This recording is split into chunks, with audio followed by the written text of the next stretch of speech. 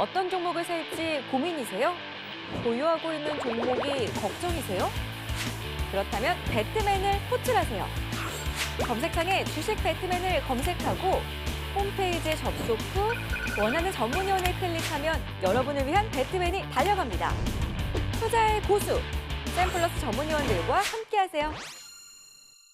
일단 시장 이야기도 나눠보고 넘어가야 될 것 같습니다. 저희가 오늘 시장, 양시장의 하락세가 나왔고요. 지금 이제 주말이면 G20 회의도 잡혀있는 상황입니다. 지금 시장은 G20 회의에 좀 주목을 하고 있는데 당연히 긍정적인 회의 결과를 기대를 하고 있습니다.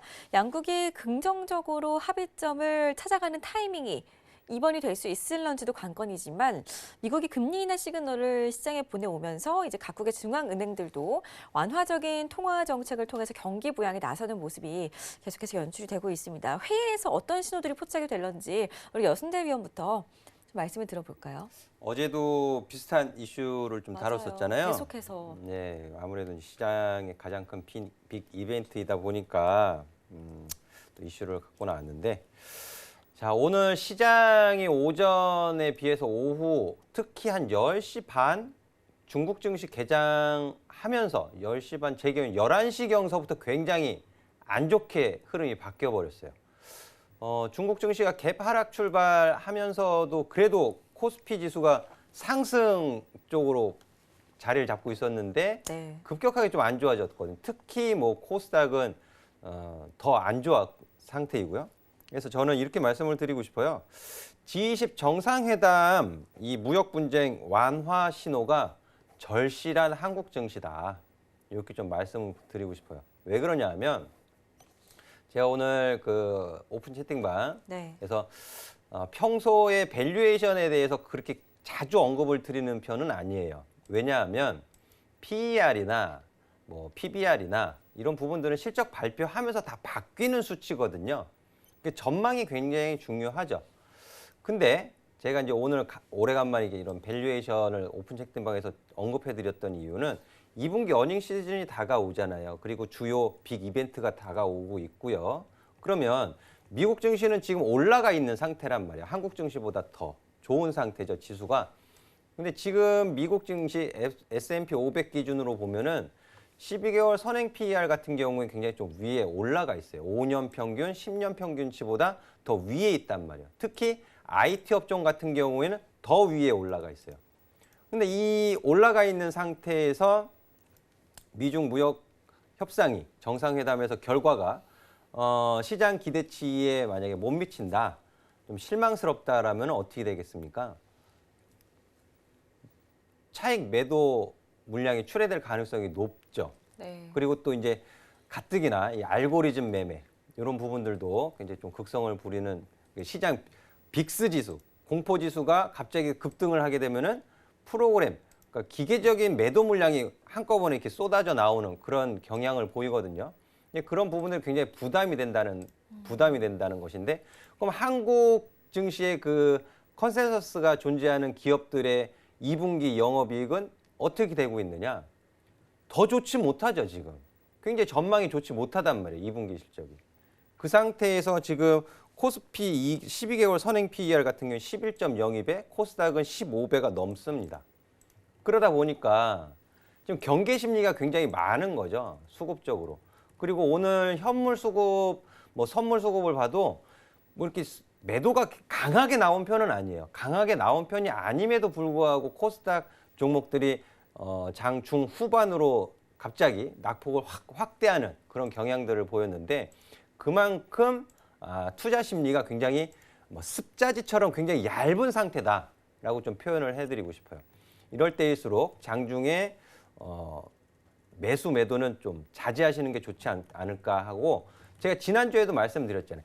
그 G20 정상회담에 대한 결과 이런 부분들이 나오기 전까지 한 주간, 이번 한 주간은 좀 그냥 시장 대응하시기 어렵고 종목 대응하시기 어려우면은 그냥 관망하시는 게 좋지 않겠느냐라는 의견을 좀 드렸었는데요. 이 밸류에이션 쪽으로 좀 부담이 되는 면이 없지 않아 있다라고 일단 짚어드리도록 하겠고, 그리고 그 시간대로 11시경에 좀 좋지 않다고 말씀을 드렸잖아요. 좋지 않아졌다. 그게 저도 이제 굉장히 좀 많이 찾다가 하채기 전문위원님이 가르쳐 주셨어요. 이게 미국 뉴스 올라온 거를 제가 제때 체크를 조금 늦게 했었는데 미국이 이제 대북 제재 위반 혐의로 중국의 대형 은행, 세계 은행을 제재를 추진한다 이런 뉴스가 올라오면서 더 투자 심리를 좋지 못하게 끌어내렸던 것 같고 중국 증시도 굉장히 좀 좋지 못하게 끌어내렸던 것으로 보여지는데요. 이런 부분들이 아무래도 수급적으로 굉장히 좀 민감하게 좀 반응을 한 것이 아닌가 싶고요. 그리고 또 이 정상회담 요 부분에 있어서 금 가격이 굉장히 올라가고 있잖아요. 금 가격. 이런 부분들도 근데 금 가격이 올라가는 것은 금융시장 내에서의 좀 불확실성 때문에 이제 금 쪽으로 수요가 몰리다 보니까는 금 가격이 굉장히 많이 올라간 것으로 좀 판단이 되고 지난주에도 한번 짚어드렸던 것으로 기억을 하는데 구리 가격, 상품 선물 시장 동향을 보면은 구리 가격이 6월 달 들어서 살짝 이렇게 올라옵니다. 근데 구리 가격이 올라오는 게 위험 자산을 선호하는 심리 때문에 올라오느냐? 그렇지가 않아요. 지금 달러 인덱스가 굉장히 많이 내려갔거든요. 그 금리 인하 기대감 때문에. 그러니까 달러가 약세를 보이다 보니까는 구리 가격이 살짝 반등을 준 거예요. 근데 구리 가격 외에 뭐 아연이라든지 알루미늄이라든지 이런 비철금속 쪽 상품 선물 동향을 보면 방향성이 없이 굉장히 혼조세예요. 근데 여기서 결과에 따라서 결과가 안 좋게 나오면 어떻게 되죠? 위험자산 회피 심리가 발생되고 또 중국은 글로벌 최대의 구리 소비 국가이다 보니까는 구리 가격이 또 급락할 가능성도 있죠. 그러니까 해외 선물하시는 분들은 기회의 장이에요. 매도 진입을 하실 수도 있으니까. 저희가 잠시 뒤에 금이랑 원자재 가격 전망을 네. 해볼 거예요. 이거를 엮어서 네. 네, 그냥 한 번에 엮어서 살펴볼 수밖에 없죠. 내용이. 네네. 네. 그게 어떻게 좀 이어져 있는 거다 보니까는 네. 이렇게 좀 이어서 말씀을 드리게 됐는데, 그래서 그 원자재 시장 동향은 지금 원자재 시장 동향도 굉장히 혼조, 방향성 없는 모습을 보이고 있다. 그러니까는 우호적인 신호 이런 부분들을 기다리고 기대는 하지만 너무 예단은 하지 마십사 하는 말씀 드리면서 정리를 해보도록 하겠습니다. 네, 좋습니다. 자, 우리 하채기 위원님의 의견도 시간이 얼마 남지 않았네요. 그래도 좀 자세하게 들어보고 싶은데 어떤 신호가 오고 갈 것 같다고 생각을 하시나요? 일단은 미중 간의 무역 협상이 이루어질 것인데 이게 많은 난제들이 쌓여 있어요. 그러다 보니까 이거를 한 번에 딱 해결할 수는 없죠. 지금 아까 여승재 의원님께서 말씀하신 것처럼 오늘 이제 그 시장이 상당히 조금 좋지가 않은 흐름을 좀 보이면서 마감이 특히 오후장 와서 상당히 좀 안 좋았었는데 중국 3대 은행이죠. 중국 교통은행, 그다음에 중국 초상은행, 그다음에 상하이 푸둥 발전은행 이 세 개를 좀 제재를 하는데 그 중에서도 이제 가장 강력하게 제재가 좀 들어가는 게 바로 상하이 푸둥 발전은행인데 이게 자산 규모로 봤을 때는 약 9천억 달러가 돼요. 그래서 중국 내에서 한 9위를 좀 차지하고 있는데 이 약 9천억 달러가 글로벌 그 회사이죠. 골드만삭스에 맞먹는 그런 수준이고 그다음에 이 상하이 푸둥 발전은행에 대해서 미국이 미 금융 시스템에 아예 접근하지 못하게 차단하는 그런 부분이 그래서 지금 무역 협상을 하러 가고 있는 와중에 지금 미국에서 또 이 이야기를 좀 꺼내면서 상당히 좀 협상에 있어서 잘 이루어질까라는 조금 의구심이 좀 든다는 거죠. 그래서 제가 보기에는 둘이 만나서 이야기는 하되 어떤 결정, 해결책을 빨리 찾지는 못하겠고 일단은 미국 시장이라든가 중국 시장 두 개 다 살아야하기 때문에 일단은 우리가 계속해서 대화를 좀 지속해 가면서 합의점을 좀 찾아가 보지 않겠느냐라는 그런 어떤 시장에 대한 또 뉘앙스를 좀 풍길 수 있을 것 같고 그 다음에 파월 의장이 문화 시간으로 26일 2시에 연설을 합니다. 근데 그 연설에서 과연 금리 인하에 대한 어떤 강력한 신호를 줄지 안 줄지 우리가 좀 지켜봐야 할 것 같은데 제가 저번에 한번 방송에 출연했을 때 이 신흥국들의 그 금리 인하 그걸 한번 여러분들께 보여드렸는데 일단은 금리 인하 쪽으로 가지 않겠느냐 그러면서 우리나라도 연내에 한 1회 정도는 좀 인하를 좀 할 수 있지 않을까 그런 게 좀 내비치는 부분이 있겠고요.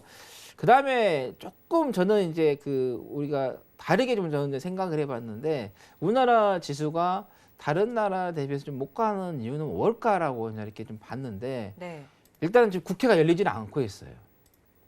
국회가 열려야 예산이 어떤 추경 예산이 집행이 되면서 그게 자금이 좀 들어오면서 주식 시장에 어느 정도 반등을 주는 바람을 좀 넣어주는 그런 부분이 되겠는데 지금 열릴 것처럼 하다가 지금 다시 지금 열리지 않는 그런 부분이 있다는 거죠. 어떻게 보면은 국회 시스템이 지금 제대로 돌아가지 못하고 있다는 거죠. 그래서 그 부분에 있어서 좀 주가에 좀 영향을 조금 받고 있지 않느냐. 정치적인 불안 부분. 그래서 저는 조금 우리 그 국회의원들에게 내년 총선에 대해서 너무 신경 쓰지 말고 우리 민생 경제에 대해서 좀 빨리 좀 신경 써서 많이 신경 써서 주식시장에 좀 바람을 좀 넣어줬으면 하는 그런 전달하고 싶습니다. 원자재도 저 갈까요? 아니면 그냥 다음 시간으로 갈까요? 어떻게 할까요?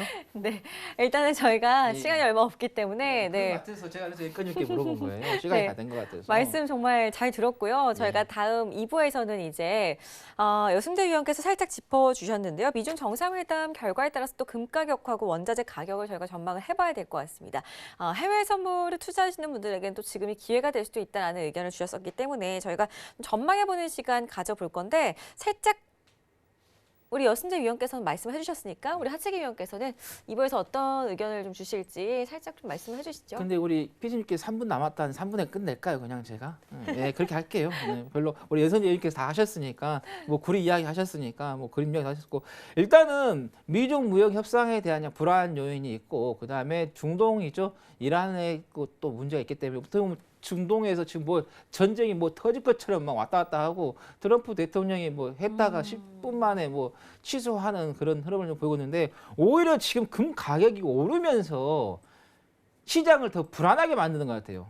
전쟁이 일어날 것처럼 그냥 그렇게 금 가격이 지금 급등하다 보니까 그런 부분에서 투자 심리가 상당히 조금 위축이 되지 않았냐. 그래서 어떻게 보면 금 가격이 너무 빠르게 오르면서 오히려 그 부분이 좀 있을 것 같다. 그리고 미국 트럼프 대통령도 내년에 이제 대선이 있기 때문에 쉽게 어떤 의사 결정하는 데 있어서 어려움이 많을 거예요. 신중하게 해야 하는 부분이 돼서 만약에 이란과의 정말로 어떤 국방에 있어서의 좀 문제가 발생한다고 하면은 그걸 이 단기간에 또 해결하기는 상당히 좀 어려울 수도 있다는 거죠. 그래서 그런 부분에서 좀 있기 때문에 일단은 뭐 미중 간의 협상, 그다음에 중동 문제 이게 해결이 되지 않는다 하면은 계속해서 이 안전 자산에 대한 이슈가 좀 나올 것 같고, 근데 저는 개인적으로 금도 저번에 달러도 많이 올라가지고 시장에서 뭐 더 가네가 됐는데 그 뒤로 지금 달러도 한풀 꺾였거든요.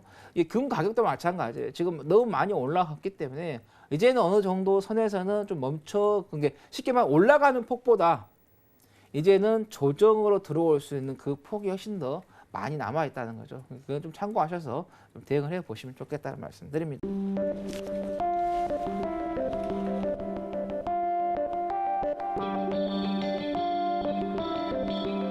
글로벌 경제 채널 서울경제TV